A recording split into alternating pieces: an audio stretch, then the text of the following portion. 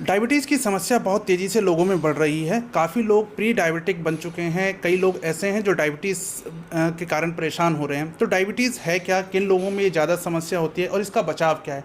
हमारे साथ इस पर बातचीत करने के लिए मौजूद हैं आरएमएल के प्रोफ़ेसर डॉक्टर पुलिन जी। पुलिन जी, ये डायबिटीज़ की क्या समस्या है और किन लोगों में ये डायबिटीज़ होने की आशंका रहती है? देखिए, ऐसा होता है, डायबिटीज़ दो तरह की होती है, type 1 diabetes, type 2 diabetes. Type 1 diabetes जिसको पहले हम इंसुलिन डिपेंडेंट डायबिटीज़ बोलते थे, टाइप 2 डायबिटीज़ जिसको हम नॉन इंसुलिन डिपेंडेंट डायबिटीज़ बोलते हैं।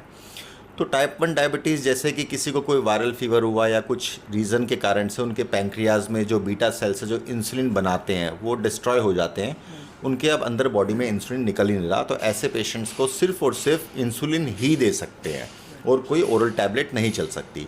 लेकिन जो ज़्यादा प्रेवलेंट है, जो 90% से ज़्यादा केसेस हैं, वो टाइप 2 डायबिटीज़ के होते हैं, जो कि इंसुलिन नॉट डिपेंडेंट है, इंसुलिन इंडिपेंडेंट होते हैं।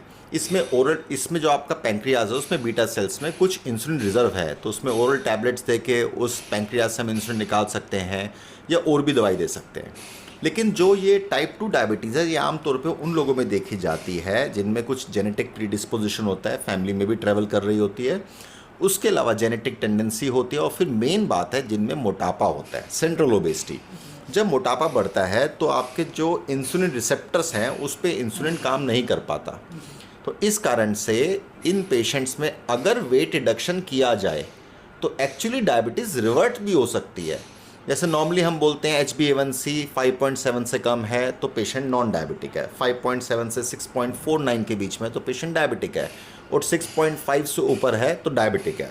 लेकिन ये कोई ब्लैक एंड वाइट नहीं, इसमें ग्रे जोन्स भी हो सकते हैं। कुछ पेशेंट है जो कभी इन्फेक्शन हुआ तो थोड़ा सा शुगर बढ़ जाएगी और इन्फेक्शन कंट्रोल हो गया तो वापस आ जाती है। लेकिन कोई अगर पेशेंट प्री डायबिटीज़ में भी है तो ये एक टाइम है कि उस पेशेंट को अपनी हेल्थ पे खास ध्यान देना पड़ेगा, बिकॉज अब कई स्टडीज़ हो चुकी हैं जिन्होंने देखा है कि प्री डायबिटीज़ में भी डायबिटीज़ की तरह से किडनी पे असर, आँखों के पर्दे पे असर होता है। तो इसीलिए प्री डायबिटीज़ हो या डायबिटीज़ हो, तो सबसे ज़रूरी है वो लाइफस्टाइल मॉडिफिकेशन। एटलीस्ट हफ्ते में 4 दिन हाफ एन आवर एक्सरसाइज या walking. Apart from that patient को अपना वेट रिडक्शन करना पड़ेगा, कार्बोहाइड्रेट डाइट को कंट्रोल करना पड़ेगा, जैसे कि चावल, आलू, केला, चिप्स, पेप्सी, अरबी शकरकंदी, ये कम करेंगे। और पेशेंट को प्रोटीन इंटेक अपना बढ़ाना होगा, जो कि नॉर्मली हम कहते हैं भाई 30% के आसपास प्रोटीन होना चाहिए डाइट में, अपना प्रोटीन इंटेक बढ़ाना पड़ेगा। मेन है कि हमें वॉकिंग बढ़ानी होगी। तो सर, ये डायबिटीज़ किन तरह के लोगों में होने की आशंका ज़्यादा रहती है? और जिस तरह से आप देखेंगे कि अभी अगर 10 लोग जांच कराने जा रहे हैं तो 5 उनमें ऐसे हैं जिनमें डायबिटीज़ की आशंका या प्री डायबिटिक के स्टेज पर वो लोग आ जाते हैं।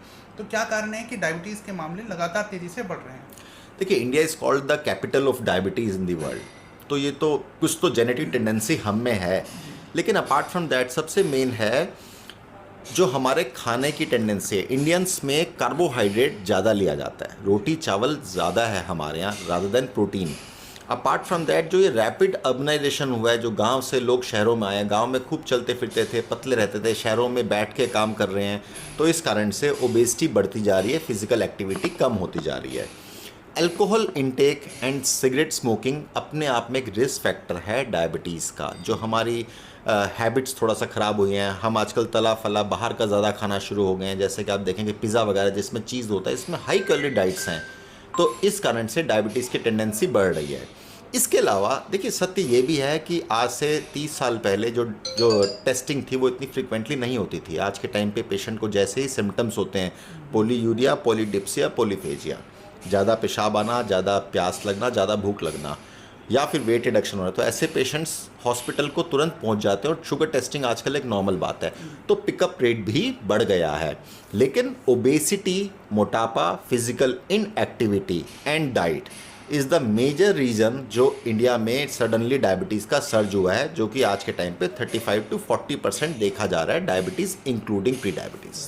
तो सर, जिस तरह से आप बता रहे हैं कि मोटापा बढ़ने से डायबिटीज़ के 30 से 35% आशंका बढ़ जाती है, तो क्या ये कुछ ऐसा स्टडी भी आप लोगों ने करा है? और किस तरह के पेशेंट्स, क्या मोटापा, क्योंकि नॉर्मली तो अभी हर दूसरा पेशेंट है जिसमें मोटापा बढ़ा हुआ है, तो क्या इन सब में कहीं ना कहीं डायबिटीज़ होने की आशंका रहेगी? देखिए, मोटापा बढ़ने से सब में डायबिटीज़ की टेंडेंसी बढ़ जाएगी, राइट। लेकिन ज़रूरी नहीं सबको हो, क्योंकि डिपेंड करता है कि उनकी डाइट कैसी है, उनकी फिजिकल एक्टिविटी कैसी है।